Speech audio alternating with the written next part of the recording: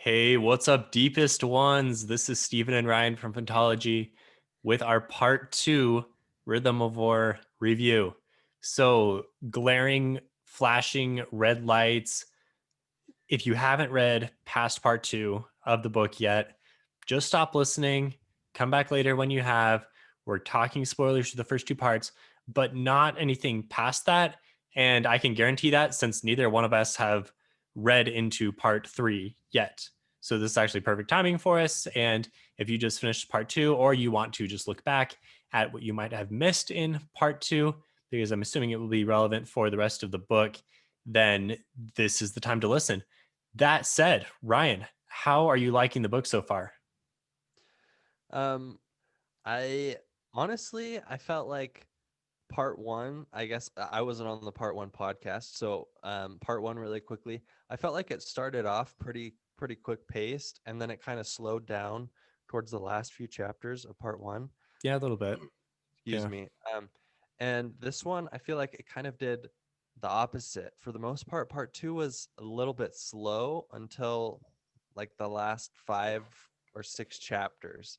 And honestly, I wasn't like super motivated to read a lot of times. I was choosing to do other things rather than, any second of free time just reading the book.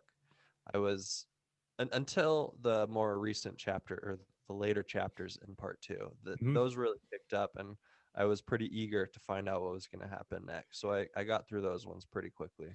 Yeah, I think I had a pretty similar experience to you as well. Like kind of the middle of part two, where we were trekking through Shadesmar and talking about the different people on the journey. And then none of the Kaladin's plotline was interesting, but not really like any big events happening. Navani was kind of wandering around the tower. Yeah, it's a little slow. I'm with you there.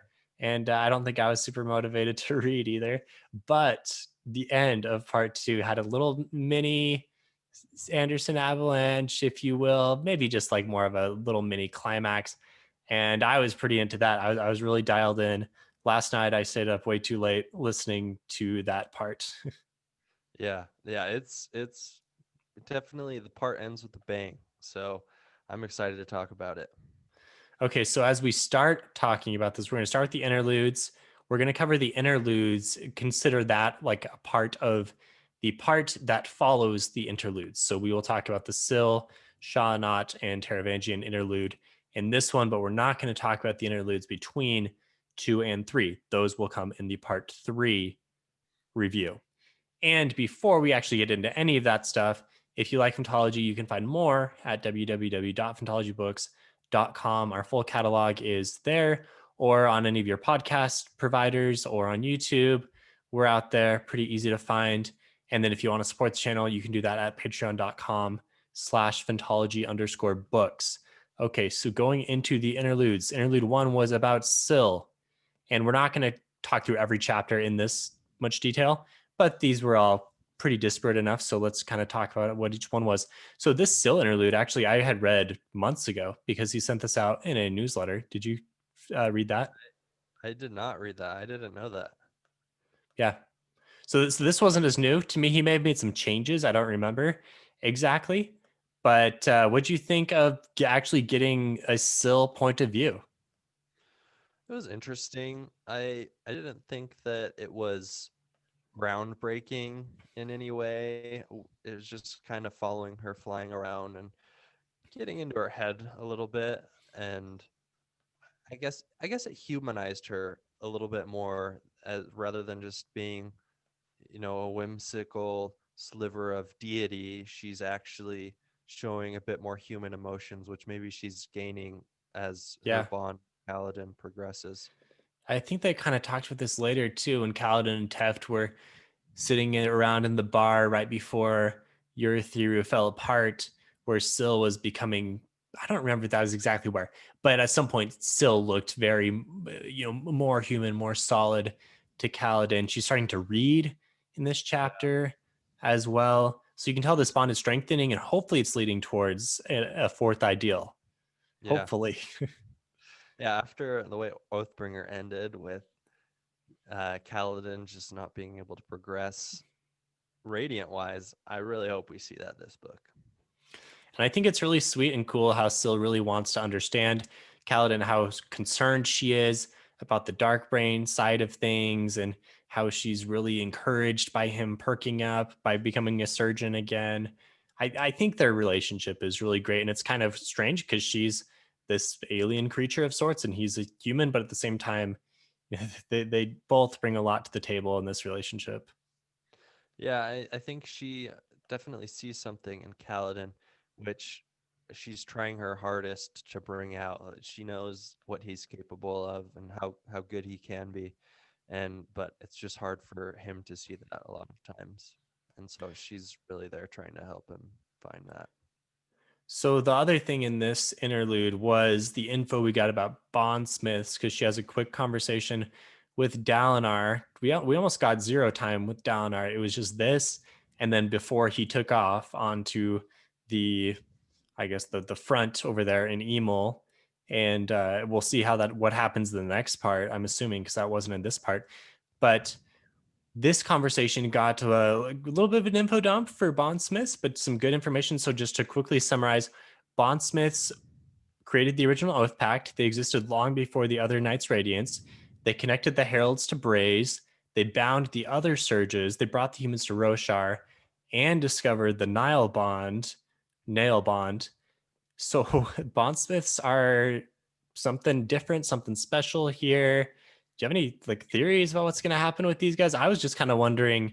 So if this is the case, what was an ancient bondsmith like? Because bondsmiths, as we know them now, are tied to the Stormfather or to the sibling or to the Night Watcher, right? We have three bondsmith possibilities, but it sounds like these guys were around well before that connection to Roshar even existed. Yeah, I mean, it really explains why Bondsmith Order is so atypical of the other orders of Knights Radiant, where you have kind of an unlimited number as long as you have Spren Mm-hmm. willing to bond, and those knights will have squires. That explains why there's only three, because they're not really your prototypical Knights Radiant order. They were around before. Mm-hmm. And I think it also hints that they're capable of so much more than an ordinary Knight Radiant will be. And I mean, I think we all already knew this, but Dalinar's bond with the Stormfather is going to be critical in, I guess, defeating Odium, defeating the Fused in ways that we don't exactly know how they're going to do it yet. A lot of people think that they're going to re-found the Oath Pact, which Phantology has guaranteed that that will happen. Fant- All right. Well, I'm gonna Uh-huh. maybe go against Phantology's guarantee a little bit. Ooh. So if they refound the Oath Pact, doesn't that mean that there's gonna be heralds again who are kind of immortal? They're cognitive shadows, so they die, go to Braze, tortured till they break. Is unless they can amend the Oath Pact somehow, I don't see them willing to inflict that same type of punishment on 10 more people, I guess. That's fair. So maybe rather than say refound, we could say reshape the Oath Pact. Yeah. Is that our new Yeah. guarantee? Yeah. Yeah, reshape it so it's probably functions a bit differently, but probably has a similar function in that it traps odium and the fused on braze. The amount of times that this Oath Pact thing and bondsmiths have come up throughout the first two parts of this book makes me think something is going to happen. And I think you bring up a good point. I do think that makes sense. That would be different, slightly different than what we've seen previously. Sanderson likes to kind of break his own rules a bit, and so Yeah. I could see it being reshaped. What do you think? Who do you think the first bondsmith was? Like that must have been a big thing. Whoever started this whole chain of reaction. What if it was Hoyd? What if Hoyd was the first bondsmith back in the day, messing around with investiture? We know that he was a Don Shard at one point. Is this related to that, perhaps? I I would probably doubt that. I just think that Hoyd, although he does have a lot to do with the Cosmere, I think that if he's a Dawn Shard and a Bondsmith, Too then much. it's just really putting him in every place at every time. It's kind of a lot. That's fair. I mean, we know he likes to get all these different types of investiture, but maybe I'm just kind of looking for something exciting here. But I am Yeah. interested to see how this whole thing started with Yeah. surges and the the power of the shards, and it's talked about the shards a bit more and more as we go in. Obviously, the chapter headings of this part were a letter from Harmony to Hoyd. I think we're safe to assume that based on what we've seen from previous books, and they were naming a bunch of shards that we hadn't even heard before. Things such as Whimsy is Yeah. a shard, apparently. Yeah. That'll be a crazy one to learn more about.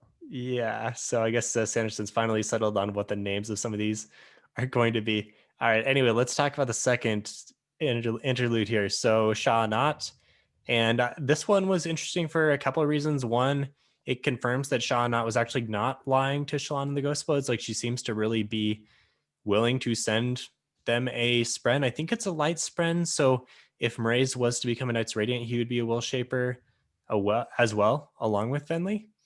So we'll see what happens there. Although she did say that it didn't have to be Mraize, it was the spren's decision.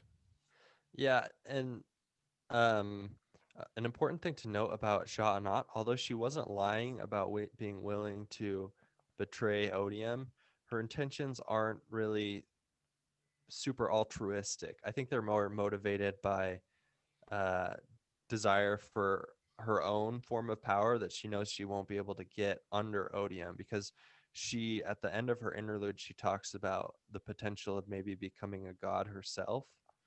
Yeah, And so I I I, I I'm sure she'll double cross Odium, but I'm sure she would double cross Shalon or the Knights Radiant if it means furthering her own agenda. So, yeah, she seems very self-serving. yeah, so to be careful that way. I guess, I mean, she's kind of motivated by desire to help her children, her corrupted spren as well. So, I Yeah, mean, maybe she would look out for the Knights Radiant who bond her own corrupted spren. I don't know. hmm. Very possible. Yes, so Renarin will be Yeah. looked out for. Good, good for Maybe him. even raise. Oh man, I'm worried about Mraize. Man, he seems like kind of a sleeping giant here a little bit. He Yeah. could be up to something. Mm-hmm. I like the idea of having all these different factions. It's not just the good versus evil. It's kind of like different shades of gray all against each other. We know even our human heroes are not perfect, and they were the original Void Bringers. And so it's not just like we're trying to kill the orcs in this series. It's more like we've got 10 different groups. We're giving them all really good different motivations, throwing them into a pot and see what happens. And here's just another like kind of smaller player, but still could be important. Yeah. Yeah. I agree. I And then the agree. other thing, we get some more details about Ba Otto Mishram. I'm going to call him Bam from now on because I'm definitely going to mispronounce his name at some point. But this is something that Shalon talks about for a bit later on too. So I'm guessing we're going to get some kind of payoff here. We know that this is the Unmade that gave the singers their different forms originally, or at least like Is the higher forms. I'm not sure no, exactly. I think what happened was um there's what was called the false desolation, That's right. Yeah. which is rather than the singers, I think, forming a bond to Odium to get their forms of power, they formed a bond with Ba Adam to Bam Bam. as Yes. and so they got forms of power that way, but they weren't, I guess, technically backed by Odium, so that's maybe why it was a Mm. false considered a false desolation. But So I mean, do the forms of BAM still exist today, or are they just like the odium forms now? Like, is storm form and kind of like the in between stuff that's not a fused? Does that mean this is a BAM thing? that's a good. I think that it's probably the regal forms where you bond voidspren, but it's not the fused, maybe, where you Okay. actively need to bring dead singers back from Braze, if I had to guess. That makes So sense. The in between stuff. Yeah. so you probably have like the singers, which are, remember how when the Parshendi bonded all those Voidspren, they didn't really change who they were, like when you become a fuse, but it made them a lot more malicious and kind of Right. brought out their bad side. So maybe that they were kind of the cause of the false desolation. Right. But I mean, if this is what Bada Mishram was capable of, it's certainly a really powerful unmade. And so I'm interested and a little scared to see what this unmade is capable of in the future. And I think we'll get some kind of payoff in this book because in this interlude, also, Shallan gives us some info about the sibling. This is the first time we learn that the sibling is the offspring of cultivation and honor. And then we finally get some payoff on the sibling after hints throughout most of Oathbringer. We finally get a payoff at the very end of this part, which was pretty exciting. So I'm looking forward to a payoff for Bam as well. And we'll talk about the sibling a little bit later on. So final interlude, Taravangian. What do you think is going to happen with Taravangian? Because is it going to be as simple as it seems here, where he's just going to throw himself into the fire and he's going to do the double cross of Dalinar and sacrifice himself, and then Odium's just going to win? It's not going to be that simple, is it? No, definitely not. It just wouldn't be, I think, a satisfying end for Taravangian. I think he's probably going to have a redemption arc because one of my theories about Taravangian is that although he went to Odium's side at the end of Oathbringer, I think he might be acting as kind of a double agent, maybe only to his own knowledge. And there is one quote from Mm, Oathbringer that I wanted to bring up really quickly. Um, that just I feel like is kind of the whole reason, and maybe it's behind my theory. Maybe this is a little flimsy, okay. but I'll let you guys decide. So this is in chapter 122 when Taravangian's actually meeting with Odium, Very and end of the book, right? the very end of the book. And so Odium says, there, behind where the bed had stood, a section of words that had faded from gold to black. This is referring to the diagram. What was that? As he drew near, Taravangian saw that the words were blacked out into eternity, starting from this point on his wall, as if something had happened here, a ripple in what Odium could see. At its root, a name, Renarin Colin.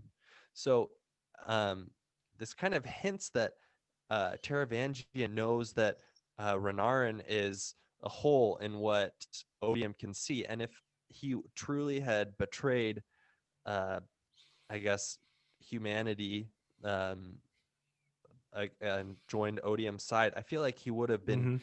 eager to tell Odium about this hole in his vision, but he doesn't do that. At least not how we've seen. So I think there is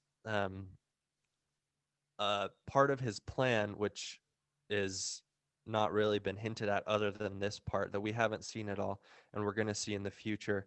And I think that Taravangian still has a lot to do. He's probably going to have to, like I said, do some sort of redemption arc. But because of this theory that I have, I think that we haven't seen the end of Taravangian. I like that theory. So essentially, he's a triple agent. And I think that makes a lot of sense because Sanderson never makes it as straightforward as it seems on face value. Like I Yeah. was thinking because of all the hints. I mean, we're trying to come up with theories, right? We're saying that Sanderson's not going to trick us this time. We're going to get him. We're going to figure out what's going on. That hasn't happened. That hasn't worked out at all, at least through part two. Because I was thinking, like, oh, Shalon's formless personality, like she's for sure the spy. It seems so obvious because we're picking up on all these clues. But, rug pulled out from under us because it turns out that Pattern is doing something weird here, a little nefarious. We'll talk more about that. But kind of same thing here, maybe like Taravangian. Oh, okay, he's going to double cross, he's going to trick everyone, but that's probably not going to happen. There's probably going to be some additional layering that gets thrown in there. That seems like a good speculation, good theory as anything else I've heard. Yeah. Okay, so going into the parts, and let me just mention, if you're listening, that's cool, but I would recommend checking out the map and the spren pictures. That, I mean, the artwork, all of the artwork really, that's in the part. It starts off with a nice map of the journey that Adeline and Shalon are going through in Shadesmar, so it's nice to just like put some reference to it. And then the pictures of the different types of spren are really fun, and I think we're going to get all 9 of them. I can't remember how many we've seen so far through part 2. I think maybe like 4, 3 or 4. But the artwork is just fantastic, and that's a big part of the book. So make sure you check that out. In the past, he's made the artwork available on his website. It might be included in like the Audible package. There's certainly ways to do it. So I would really recommend that if you're only listening. And one cool thing about the release party that they talk about is they kind of go through the process of what it takes to commission and make these pieces of art. Yeah. And they do talk about the different types of spren. And I really liked when they talked about the paintings or the art of the heralds in the front and back covers of the book, which it was really cool. The um, the artists actually give insight into creating them, and they're just top notch art. I think that this sets a new bar for fantasy artwork. Just both the magnitude and quality of the artwork included. So it's all meant to be part of the experience. And so if you're only reading the book, although it'll be a fun experience, you're probably you're not getting the full effect that Sanderson intends. Yeah, Phantology is running this competition right now on Twitter where everyone has submitted their top 3 fantasy book covers, and we're doing a full on Twitter bracket where you can vote, and ultimately we will crown the winner with their top 3 entries for best fantasy book covers. But I just say this to illustrate the point that we're reading a book that has all of these. Not only is it 1,200 pages long, but it has all of these pictures that are commissioned only for the book, like these beautiful pieces of art depicting the heralds, all of these maps and original things that Isaac Stewart has done, in addition to a bunch of other artists. So it's pretty incredible. There is really Yeah. not another book like this out there, Hmm. other than the other 3 previous Stormlight Archive books. Yeah. I mean, some books just have a cover, and that artwork is cool enough, but open up the book and you've got a lot more inside too. Yeah, it's a really cool, creative way to meld a few different talents together. Other than just writing, there's also Yeah. art as well, and different types of art, whether it's oil painting or digital or what else. And I I have think to say, it's my main takeaway from that whole artist thing was that Dan Dos Santos, the guy who does I think in this one, he had some pieces of art depicting the fashion folios for yeah, for the listener, or I guess the singer fashion. That guy has some swag. yeah. What Yeah. exactly? Like, yeah. Describe what swag you saw. Just like general, like you could tell he's kind of a cool guy. His studio was I don't know, like really really organized, really it was really looking nice. He had a nice like bald and beard look going on. Okay. I was a I, fan of DDS. I saw that he had like some Marvel stuff like up on his poster, kind of off screen a little bit, and so yeah. Yeah, that's what I was talking about. Man, I don't know. Okay. Sometimes swag is hard to describe. It's just like a general attitude of life that I could tell Okay. he had. Okay. All right. All right, so talking about art, let's talk about our first character. We just want to talk about kind of the 5 main characters for the part, talk about whatever plot points you want, then we'll do some theories for part 3. But let's start with Shalon, our artist. So I was kind of up and down on Shalon in this part. There's a lot more of the whole personality tension thing going on. Thought we were really kind of beating a dead horse by the end about this dark secret that's going on, but we still have made like no progress on this. Although we do have a theory that one of the other, I think Ben from Phantology came up with, that we really like, so we can act like that's ours Yeah. and go with that. But how was Shalon for you? Did she turn the pages for you? No. Oof. I'm not this time. I think it's just a very jarring uh mental disability that she's facing, or illness, where she's kind of split her persona into three different people, like Shalon, actual person, and then Vale and Radiant, who both serve to like protect her, help her, um, in different ways. And I don't know, it's just hard for me to relate, and it's kind of frustrating to read. Just I feel like I'm reading it and she has no control over her situation, and so I feel like I have no control over the situation, and Yeah. it hasn't been super enjoyable for me in that sense to read. And so I guess I can respect what Sanderson's trying to do. I don't think there are very many authors who have tried to write this character with this type of illness, but it's not really working for me. It's tough, and we probably don't want to, comment too much on the actual split personality thing going on, since really Yeah, neither one of us have any ground to stand on there. that's But I am true. kind of with you. It's just a little tough to get into this headspace because we Hmm. have no connection. We reviewed Dawn Shard, and I talked about how, because of my personal disability, I'm a quadriplegic. I felt really connected to Risen, who's a paraplegic, and in that case, I thought it was fantastic. I was really invested in it, really emotionally involved, 100% there. So I think it's great that he's doing this, because I'm guessing people that have similar struggles with Shalon are probably feeling the same way, because I'm guessing he's doing this in the right way. Unfortunately for us, all we can really do is like assume that that's the case and try our best to be there.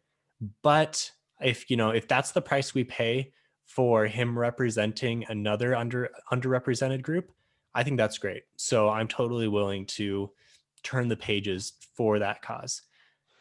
Yeah. However, it is a little tough, right? And I think maybe if we had seen more payoffs and he actually made some progress on this dark secret thing going on, maybe I would have been a little more invested. But it's frustrating to like continually hear about how there's this dark secret and we are nowhere closer to figuring it out except for this theory that we have. Yeah. Um, I think that was a really good way to describe it, and it gave me a little bit better perspective on it. One thing to add to that is you've mentioned how if Risen is just magically healed, you wouldn't like it because it would kind of cheapen the Yeah. experience. It would just, I guess, give her a way out, and um, that's not necessarily how real life works. And Hmm. so it Hmm. makes me think I've kind of been hoping for Shalon to just figure this out where, everything goes back to just being a single person and she just goes back to being normal. But I mean, maybe that's not the best way of writing her character. Yeah, I think part of that is because we were introduced to Shalon as a single persona, and that's probably the character that we've known for over 10 years now, going back to the beginning of Way of Kings. So that's the attachment that we have. And it almost seems like Vale and Radiant are intruders and not the real Shalon. And the real Shalon is kind of being cheapened a little bit because we just haven't seen the others as much. And I'm guessing that's how I feel, at least, just Hmm. because of the way that the story developed. Not saying that it's not real for her, but just as us reading it, that's a little bit natural way to feel. But to go back to your point, yeah, I don't expect her to be healed to the point where she banishes these other parts of her and just coalesces everything back into the nice healthy Shalon. She's got this problem, right? It's Yeah. not going to go away. It's part of who she is, part of her identity. But I would expect that she comes to a more healthy balance between the three.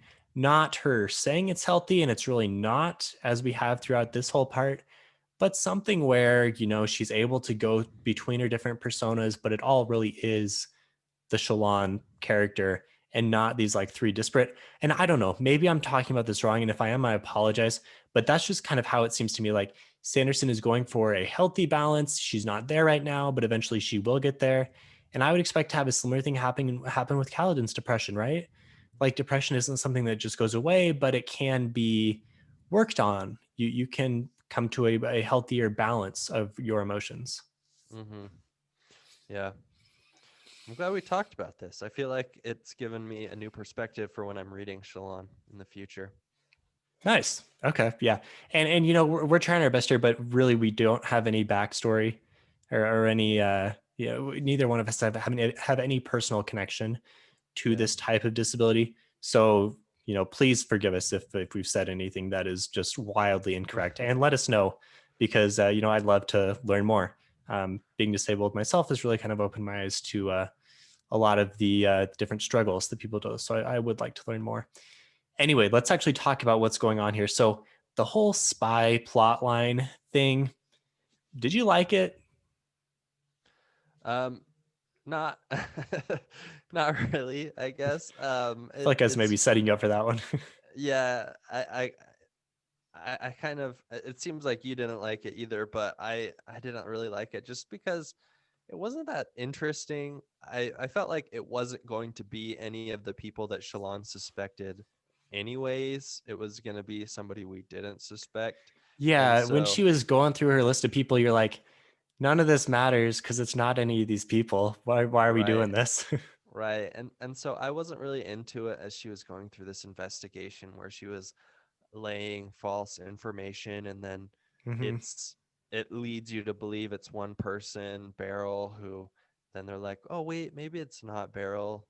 And then later they're the same thing, as now they're suspecting Pattern, and that was an interesting twist to it.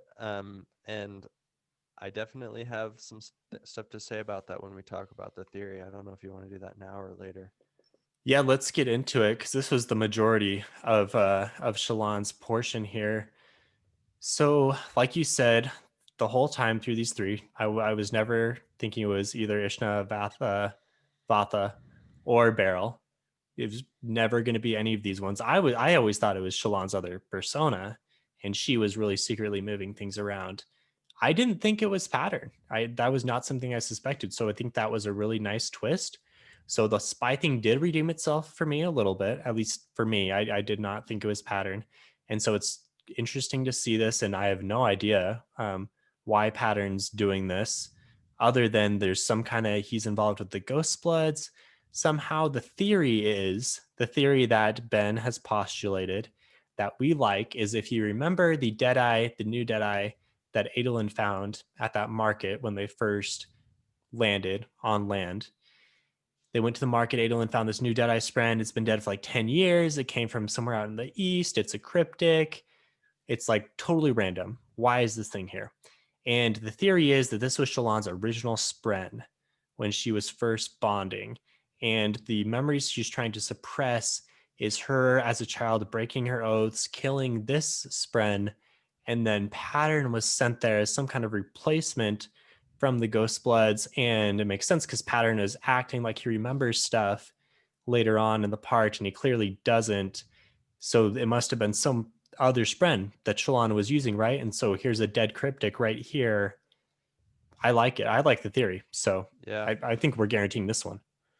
Yeah, I think it's really interesting, and maybe to go a little bit beyond that, maybe Formless is the Shalon persona which broke her oaths and in doing Yeah. so killed the Spren, and that is a traumatic event that Shalon was trying to suppress, and that is what Formless is, that suppressed part of her which killed her Spren.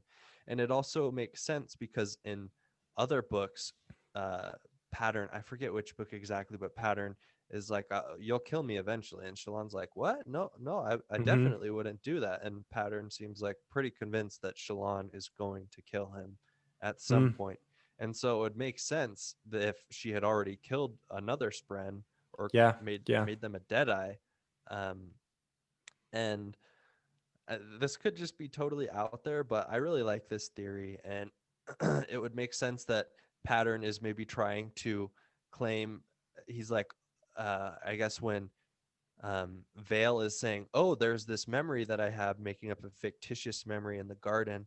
And she's like, "I remember you were there." And Pattern's like, "Oh, there was a Spren? Oh, yeah, I do remember that." Trying Uh to huh. maybe cover for the fact that he knows it was a different Spren that was there, that could have been there. but it wasn't him. But he's trying to make it seem like it was him, maybe to prevent these memories from coming back up. Man, I just really hope Pattern isn't evil. I like Pattern. He's Yeah, funny. He's been around for long enough. I have an attachment to him. I Hopefully he's like maybe he started off bad, but now he's good and he's attached to Shalon. I hope he's not just a total Ghostblood agent. I think it's very unlikely that he is a ghost blood agent. Because if they could send a spren, a cryptic, to do their will, but then Rays is trying to get Shot and Not to send him a spren so he can try and bond it. If Yeah, he if yeah. they if they had access to talking other spren into bonding Shalon, then I think he would have been able to bond another spren himself Yeah. a long time ago. And why the child's Shalon? Why was this such a big thing for them to spend the time to send another Spren? And I guess maybe because she bonded a Spren in the first place and they tracked that. Yeah, that's probably why. Okay. Yeah, Answered that question. yeah, I don't think Pattern is evil. One, just because it doesn't seem like Sanderson's style. And two, because if you remember, there's this like small thing where right before they were about to take off, Shalon was like, "Oh, we can't go yet. Pattern's not back yet." And Adel's like, "Where's Pattern?" And Shalon says, "Well, he went to go talk to Wit about something, and he'll be here soon." It's like, why is Pattern talking to Wit? What is going on here? Is Wit involved with the Ghostbloods as well? Is there something else hmm, going on here? Like, there's no way this was just nothing. This must mean something. And I feel like we can trust that Wit is up to some net good. Maybe he doesn't yeah. necessarily care about the good of individual characters here, but he is opposing Odium. Well, he definitely cares about the good of individual characters. I just think That's that fair. Yeah, we've seen that he's willing to enough. sacrifice Roshar overall in order to make sure that the overall Cosmere continues on. Yeah, that's a good point. I mean, we've seen him support Kaladin and Shalon enough in the first three books where, yeah, he cares about the individual, Yeah. but he is willing to do some big sacrifices here. Okay, let's talk about Adeline. Adeline was, in my opinion, the MVP of part two. I thought it was fantastic in every way. Really leveled up for me because he was, I mean, always a fun character, but maybe a little bit bland through the first few books. Like nothing really all that cool about him, other than he's a shard bearer and he's the prince. But he really grew a lot for me in this part, and I was really liking him by the end. Yeah. And I think that I agree. I think he's maturing as a character, which makes him more enjoyable to read. He's not just talking about sharding and shard plate, Uh huh. um, like like you so fondly remember from Way of Kings. Um, I mean, to be fair, that was Shalon's joke. oh yeah, but Yeah. Adelin does admit to it. Anyways, so he's maturing as a character, and I really am really interested in this storyline between him and Maya. I think that is Yeah. one of the things that has kept me reading is I want to find out what happens. And she seems like she's coming back to life. Maybe she's not going to be the same where she becomes like a fully alive Spren again, but she becomes some sort of uh, Deadeye, alive Deadeye Spren that I don't know. I honestly don't know where this is going to go, but I'm super excited to see what's going to happen. And you also see this conflict between Adolin trying to measure up to his father's Yeah, expectations, that part was really good. but he also wants to be himself. He wants to find his own way, and the conflict between those two things is hard for him to manage at this point. And it's interesting. I did not see this coming either, where he kind of he's trying to figure out, oh, how are we going to get in this honor sprint capital, and then he offers himself up for judgment. Did not see that coming. I thought it was going to be somewhat related to Maya, where they're like, oh, if you treat this Deadeye with such Hmm. respect, then you're clearly an honorable person. I thought it was going to be something along those lines, and maybe that's going to come back and end up helping him survive this trial. But I didn't see this trial coming up. I think you're onto something there with the whole, you honor Spren here because this Deadeye has been treated so well. It has these unnatural abilities that we never would have thought possible. Maybe he helps the other Deadeyes become alive eyes as well somehow. Because they do, I mean, they bring in his dead eye along with him, and they're like, we want to make sure you're treating him, or Yeah, Maya treating her correctly. It's like, well, yeah. yeah, and we're, as the reader, we're like, heck yeah, he's treating her correctly. He's Hmm. doing an awesome job.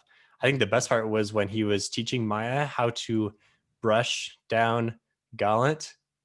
That Yeah, it's like, no, Maya, like do brushes all the way down, and Gallant at the end was loving it. yeah. That's um been the highlight of these chapters for me in Shadesmar is Adeline as well. Yeah, and the part with his father, I think let's talk about that for a little bit. I thought these parts are really poignant. I thought the conversation that him and Dalinar had before he left was perfectly frustrating in a really real way, where you see the expectations that are laid out, but you're like, I don't want to necessarily do those things. I still want to be myself. You know, why can't you accept that? And I thought it seemed pretty real. And then I thought the conversation with Shalon that kind of harkened back to that, where both of them were helping each other, that was really good. It showed the depth of their relationship and the growth that both of them were having at the same time. So, I mean, for the action, you know, the heroic moment where he went and saved Notum, the honor spren, and took out all the Tukari guys. Is that what they are? Is that what nationality? Uh, Yeah, I think yeah. yeah, you know, that was a nice big hero moment, but also the smaller emotional moments. 10 out of 10 for Adolin. Hmm. Yeah, definitely proving to be one of the more enjoyable characters to read so far in this book, which I think is needed because I think Kaladin and Shalon have kind of taken a little bit more, like they're not as enjoyable to read, at least up to this point, as they have been in other books. And we've lost Dalinar point of views in this book, and he was always pretty interesting to follow in the past ones. So I'm glad that Adelin's stepping up.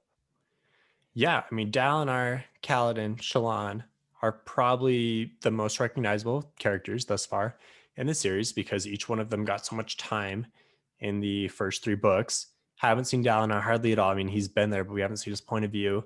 And this chapter featured Shallan and Kaladin, but I think Adolin and Navani were the standout points of view.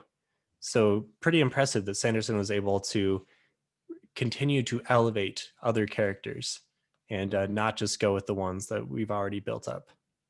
Yeah.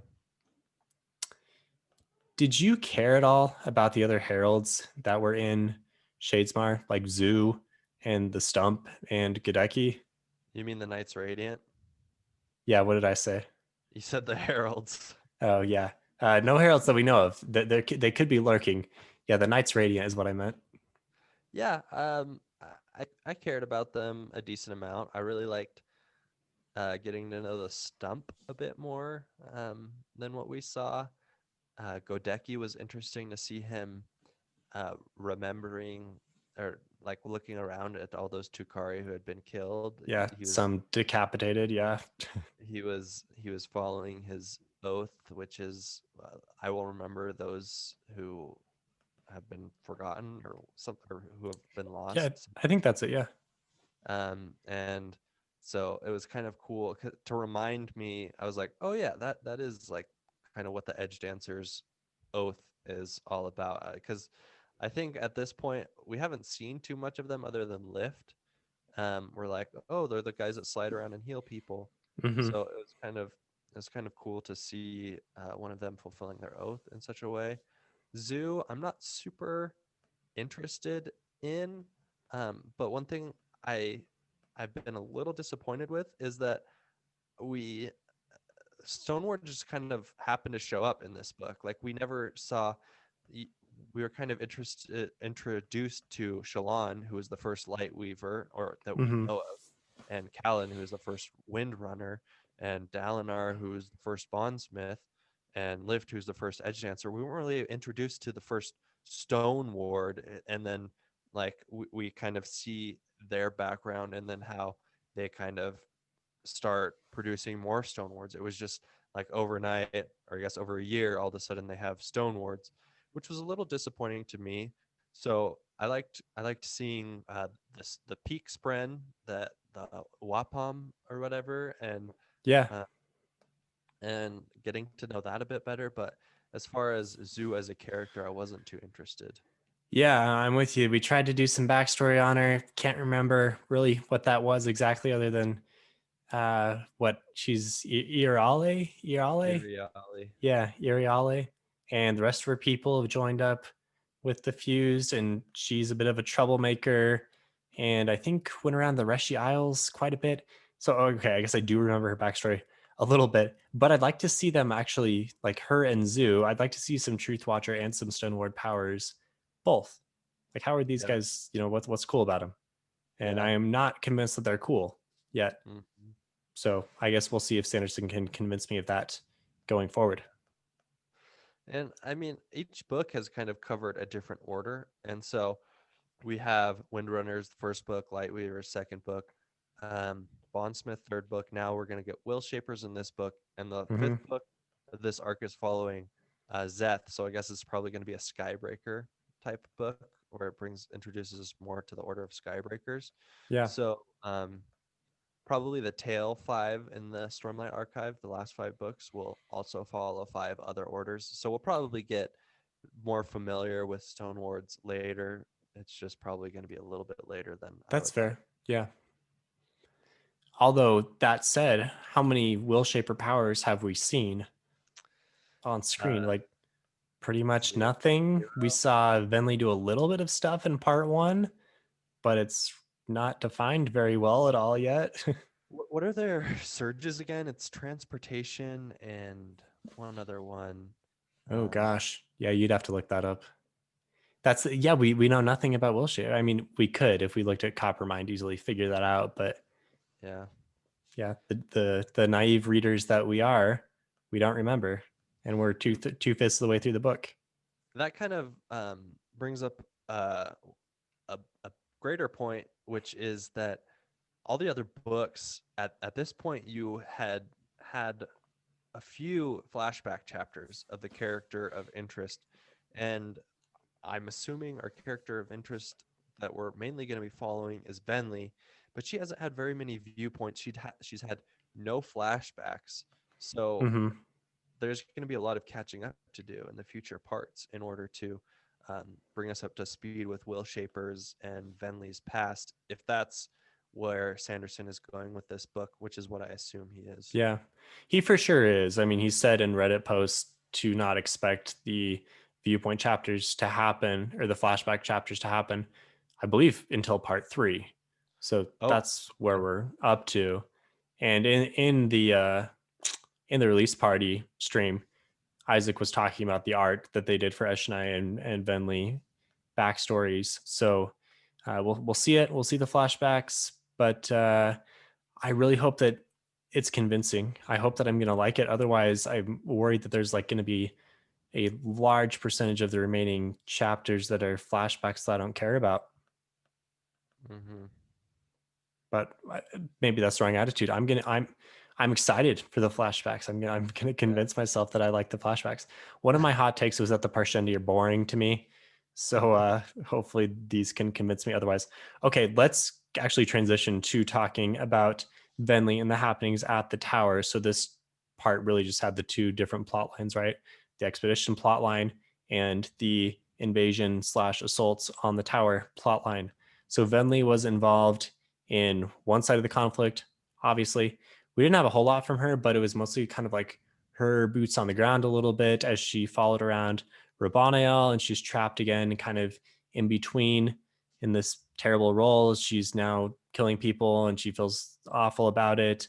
And I'm thinking eventually this is going to come to some kind of breaking point, and she'll be doing something of value. She hasn't really done anything yet, and I liked her chapters mostly because we saw what was happening on the Fuse side, and it added a lot of dramatic tension as the final events were unfolding for this part.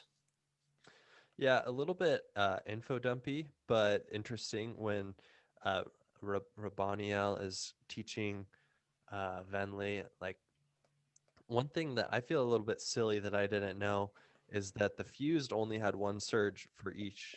their orders or Hmm. whatever you call them. And I didn't realize that, but she kind of says like, "Oh, isn't it better to have one surge that you just know and you master it so well that to have two that you don't know either as well?" So that was interesting to learn about. We saw the deepest ones, The deepest and ones are creepy, man. yeah, yeah, I'm gonna have pulling, nightmares about deepest ones grabbing me. yeah, like pulling people into walls, and yeah, Oh gosh. it is it is a little bit unnerving. Um, Venley doesn't really agree with Rabanel's assessment of having one is better than two. And it doesn't really make sense to me either because they're so concerned about the Knights Radiant being around. If the Knights Radiant are there, they're going to lay waste to their invasion here. So obviously yeah, they've realized that the Knights Radiant are stronger than their fused in general. yeah. I mean, they'd have to have some sort of advantage, right? Because the fuse have the advantage that they can just kind of come back over and over and over again. So the Knights Radiant have to be able to stand their ground Yeah. somehow. Yeah. Um, so maybe it's just some sort of xenophobic pride that Rabaniel has, that why she's telling Venli that. I think Rabanio's turning into a good villain, though. That's one thing that we've been concerned about because after killing Sadius and killing Amram, we're running a little low on villains. We've still got Moash, but I Yeah, like bringing in Rabanael and Lezian. I think they're very different characters, but both of them are making for some pretty good villains right now. yeah. Rabaniel kind of just reminds me of like the listener version of Navani if she was like evil, just kind of Okay. this educated, um, this educated, I guess, royalty type woman who, Yeah, she's got a plan. She's fairly calculating. yeah, yeah, interested in development. And Uh we huh. learned that Rabaniel's kind of fascinated more with, like, she's not really upset by the setback of the shielding of the sibling. She's more like, oh, I'm excited to learn about this. Like, of course, it messes with my plans, but I'm gonna learn how this works and defeat it. And it seems like the attitude Navani would have to a problem. And she gives Navani a job offer at the end. Yeah, and so it'll be interesting to see where things go with those two, but definitely think that Navani's gonna end up killing Rabaniel somehow. So I know in part one, you weren't super convinced about the Navani points of view. You thought maybe they're a little bland. Yeah. Did this improve for you at all in this part? Yeah, definitely. I mean, the first ones were still a little bit bland. With uh, she's kind of, I don't love all of the Fabrial stuff. It's mildly interesting to me, but not like super. I don't know. I'm not super invested in it. So Okay. like just discovering these new Fabrials and like describing like, oh, so that means we just need to interlock it with something that moves this way or whatever. Uh-huh. And I'm like, I don't really care. I just want to know how it works. I don't really care about the engineering behind it. Um, but it was interesting as she developed this plan to figure out what spren she was talking to, where she lost the span read, waited for somebody else to bring a replacement, which turned out to be Dabid, which is a big surprise, which means that Dabid has been communicating with the sibling. That Um, was interesting. I was like, wait, David, he's still a thing? Is that's yeah, still a character that we're following? Man, yeah. I thought he was written off, to be honest. Like I've not thought about David for years, probably. So I mean, try not a diss on David, just he seems like such a minor character. And all of a yeah, sudden it's like, dang, here we are. He's doing stuff. this that leads me to my theory that's pretty far out there. I don't really know if I believe it, but what if Dabbid becomes the bondsmith that's bonded to the sibling? Man, a character that I mean, I'm a pretty big Stormlight fan. I forgot he existed, and now he's gonna become the Bondsmith. It's out there. It's All out right. there. Um, But yeah, that's a good point. Like he's been talking to the sibling. How did that work? why is the sibling just making contact? That was one thing that I thought was a little weak. Like the sibling says, well, I'm making contact with you now because I can tell that fabrials are advancing and it could become problematic for me. And I'm just like not all that convinced about Mhm. that reasoning. Like it just seems a little too convenient. Yeah, I hadn't really thought of that. Maybe it is. It just seemed like the sibling was kind of put off by, I guess, the events of maybe the recreants, and so was pretending to be asleep or dead Hmm. because she was just sick of humans. That's kind of the reasoning that I had, whether you buy it or not. That's what I thought happened. Yeah, I guess we just wait and see. Now that we have this connection to the sibling, I assume we have some kind of plot line where both Navani and Kaladin are somewhat of fugitives. I mean, Navani not as much, but both of them will be working against the captivation, the captivity here that they're under from the fuse. Navani working with the sibling somehow. We'll get more details. I'm excited to see what happens, obviously, but I would also hope for a little more explanation of why the sibling. What exactly are the motivations here? Yeah, I agree with that, and something that hopefully we'll see in the future. I hope that Navani will maybe secretly communicate with the sibling and try and subvert the work that Rabaniel is doing to try and corrupt it. I did think that the sibling reveal was pretty good. That's another one where Sanderson says he tries to make his reveals satis or surprisingly inevitable, I think is the terminology he uses, where you're leading up to it and maybe like right before it happens, you're like, ah, that's what it is. And then it says it and you're like, oh, dang it. I should have realized that a while ago. And that's exactly what happened. Like literally a minute before it actually happened, I was like, wait a second, it's the sibling. And Mm-hmm. then the next page, it's like, oh, I am the sibling. And you're like, oh my gosh, it's so Yeah, obvious. I should have known pages ago. yeah. It was a good reveal for sure. So I am satisfied because I called for, in our part one review, I called for more explanation of the tower. I wanted to see the tower get its power, and did a little bit, but not quite enough. So I expect by the end of the book, we're fully powered up. Well, But yeah, I mean, we learned why it's not getting power because it requires both light from honor, stormlight, and light from cultivation, which we haven't really had any experience with up until yeah, this. yeah, what is that? Cultivation investiture? Is this like Spren?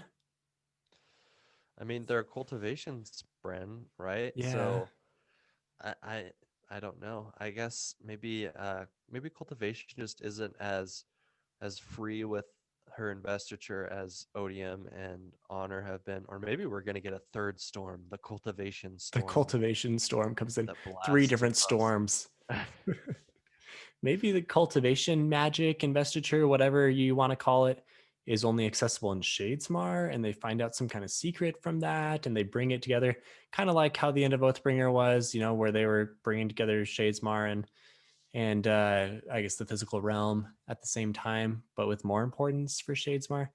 I don't know. I really haven't had time to think about this quite enough because I just finished the part earlier today. Yeah.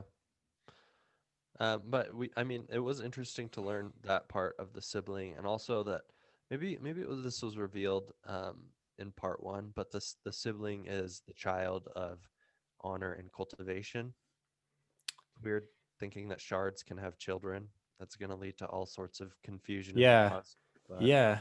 We knew that there was a romance between these two vessels, and we got some more information on vessels and the intent and the shard holders. And if you're just a casual reader of the Stormlight Archive, you're probably like, what are these chapter headings? What does this mean? But one interesting thing I thought about this was it kind of ties into the way that Shah Anat talked about odium back in the interlude, where Shallan was thinking, well, okay, this is my opening because there's some kind of there's a gap here between the intent of the shard holder and the vessel, and that's where I'm going to sliver through and kind of worm my way into things. And Harmony in his letters was talking about the very same type of thing. And so this could be a weakness of Odium's that we try to exploit. That's interesting because I remember there being a letter in either Way of Kings or Words of Radiance where they talk about how I think Alendi, the the vessel, or yeah, who bore Hmm. ruin, was a very kind man, but then after he had the shard for so long, he was kind of turned to ruin's purposes. But then they talk Mm. about how Odium was actually like already well suited to his shard. Raise, I think, the name of Ray's the holder. Yeah. was well suited to the shard of Odium before. And so that's surprising because I thought like, oh, they would have been a good fit for each other. But now we're hearing that, oh, there's a gap between the intent of the shard and the vessel. And I wonder exactly what the gap is. What's the difference in intent between Odium and the Yeah, vessel? this kind of circles back to something we were talking about in our Oathbringer review as well, which we did recently, where Jake was wondering what exactly is odium? Like it means hatred, but is that really all that it is? Is it just like this corrupted passion? What exactly is it? We didn't have a great explanation. So maybe this also aligns with this whole idea of intent and the holder and the vessel and everything. This is probably going to be important, but we have not figured it out enough. Mm-mm. No, but it'll be interesting. Another interesting end to for Sanderson to hopefully tie up in this book or the next. Okay, so as the tower was falling apart, we did get some things with Kaladin as well. I thought the therapist stuff was pretty cool, and it's nice to see this, less advanced society just in terms of where they're at, like nowhere near the modern age that we see today, right? But they're very progressive in their ideas and able to, they're very accepting of mental illness and disability. So I think that's great. They're making it, the light eyes dark eyes thing is falling off, the slavery is getting killed off by Yasmin. These guys are basically progressing in every possible way in a very condensed amount of time. Yeah. I liked the therapy stuff as well, kind of as Kaladin was facilitating this therapy for other people with mental illness. I think he was helping himself as well, Hmm. something that we've wanted to see because I think that as Kaladin has overcome adversity, he's just kind of put a band-aid on his mental health things, which is held up for a little bit for the past books, but now it's really become apparent that he needs more help. And I don't think that the therapy is the answer to Kaladin's problems. Maybe it's just another small band-aid. I think he's got some identity issues with um, trying to figure out. He kind of has conflicting training from his father, who taught him that you can't by killing, by destroying, you can't ever help people. But Kaladin's oath, I will protect those who cannot protect themselves, um, that like implies that like you're gonna have to use some force to protect people who don't have the strength to protect themselves, and sometimes you might have to hurt people. And so this identity crisis, I think, is part of what Kaladin needs to figure out in order to get himself back up to fighting capacity. Yeah, for sure. I think the therapy stuff could be helpful. He's not fully committed into the group yet, and Teft and Relaine kind of get on him for this a little bit, where they're like, okay, well, we know you're setting it up, but at the same time, you need to participate. I'm wondering, is the group still going to function now that the tower's fallen apart? Probably not. So, was this whole plot line, while great to read through, is it going to be big for something later on, or is it just kind of like a one-off thing we're trying to, help Kaladin out here?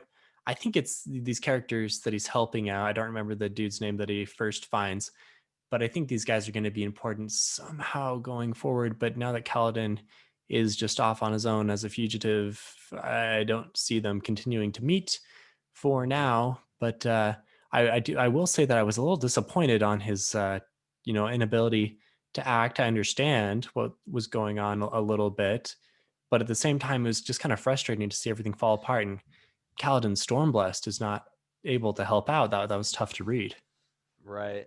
And it was um as painful, I think, in a similar way to reading Shalon, where she's almost in this state where she can hardly function either. So Kaladin and Shalon are both like the heroes of previous books are severely inhibited, and and I think that's part of what makes these hard to read is you want Kaladin to jump in, you want him to, have his spear and do these awesome things and Hmm. defeat 20 people at a time, but it's not always going to be that way. And so I think we gotta get through these tough to read parts for important character development. Yeah, I mean, obviously the book is 1,200 pages long. There's a lot of setup here. This is some of it. I mean, he does a good job of Sanderson does a good job of balancing the slower emotional character build ups with the good payoffs at the end.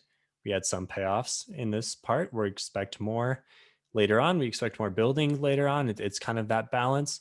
And so overall, I really liked the end of part two, and it made up for some of the slower parts at the beginning, at the end of part one as well. So far it started off really high, kind of gone into a lull, came back up. We'll see what happens going forward. To close out our review, Ryan, we're going to do the worst of the best in a little bit different way. So tell me the one thing that you struggled with the most in this part, and then tell me what you're looking forward to the most in part three and onward. It could be a theory, it could be just a resolution you would really like to see.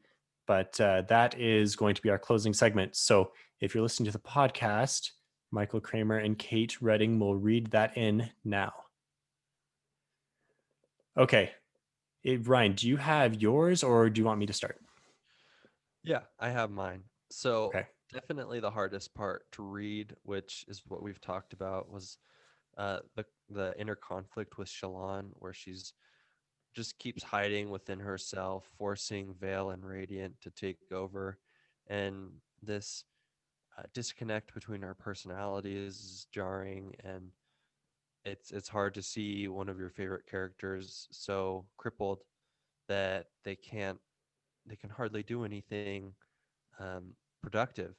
So that was very difficult for me to read. I would obviously like to see some resolution to that, but the resolution that I'm looking forward to most, and I don't think we're going to see it in part three, but maybe in part four, part five, is going to be the development of Adeline's relationship with Maya. And I'm excited to see where that goes. If Adeline's going to become a radiant through restoring this Deadeye, or if it's going to become something new which hasn't been seen in Roshar before. I'm really interested in that. So I'll go to the other part of the plot for mine. So the thing I struggled with was, I mean, we just talked about this Kaladin's inaction, right?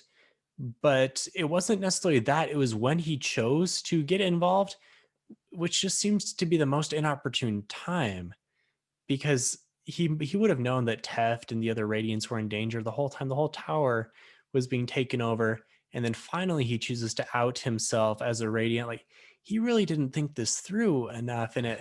I'm with Liren a little bit here. Liren kind of drives me crazy because he just doesn't really show the capacity to try to understand his son a bit. But at the same time, like, Kaladin, you got to chill here. This is not the time to out yourself. There are fuse everywhere. I would say, Kaladin, maybe, earlier in the night when things were not decided, maybe that's the time to try to fight back. But fighting against this one random patrol just because they're going to take Tept is not the thing to do. So Kaladin has put himself between a rock and a hard place here. Really don't know where he's going to go, but maybe that's what I'm looking forward to. And related to Kaladin, I'm looking forward to see what happens with Relaine, because he is now gone off to basically hide amongst the Parshendi, to hide amongst the singers. that are in the tower, and that was really his only choice. I think he's going to somehow come in contact with Venli. That's going to spark a relationship. Maybe we're shipping them. Maybe we're just thinking it'll be a good partnership that will get Venli involved in the Knights Radiant cause. And this will ultimately help us get the tower back online. And that would be a theory that I have. Although my previous theory about the tower raid was that Zeth would still be there and that he would help to staunch the bleeding a little bit there and fight off the raid. But that was a total fail because Zeth is off in Emil fighting with everyone else. So I don't know. I guess one thing I'd really like to know is this going to be the remainder of the plot of the book, or is it going to be more chunked up, kind of like how Oathbringer had the Kolinar piece, and then at the end we had the whole Thalen Field fight? Is this going to be the main chunk where we're doing the Urithiru Tower heist, and then at the end there's something else big, or is the whole plot around the tower? That's a good question. I haven't seen what the viewpoints even are for part 3 to see if they're the same people, or maybe we go more towards Zeth or some other people in the world. So I'm hoping that it's not just the tower. I'm hoping that they bring in some other parts of the world, because um, I think it would be a little bit drawn out if it's just all centered around the tower for the rest of the book. Yeah, I'm with you. I think he'll do a better job than that of making it an interesting 1,200 page book. I really hope that the Honor Spren mission has some big ramifications, because right now we trust that it does, but I have no idea how this is going to fit in to everything Yeah. else.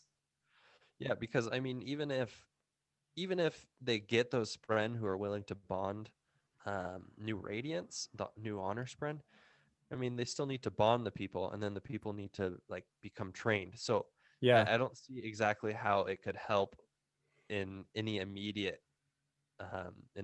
future, I guess. Yeah, it's like this is the long-term play, which okay, sure, that makes sense. Let's get more Spren. But at the same time, flashing red lights for all of our other heroes where Urithiru has been taken over.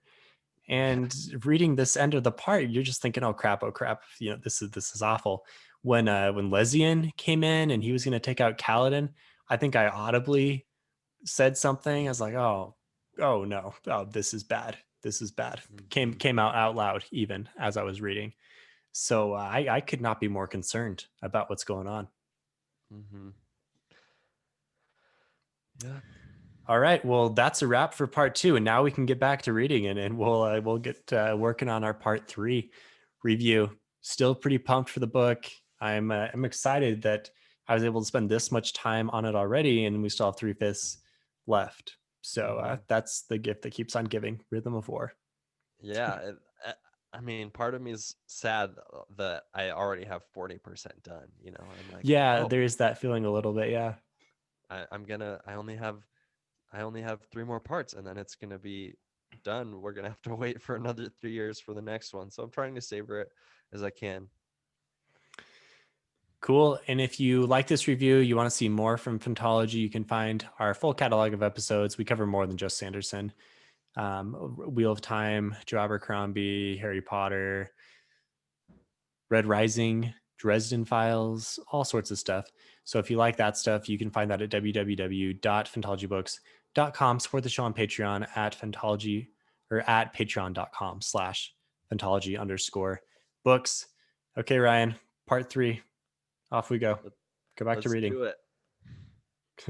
See you later. See ya.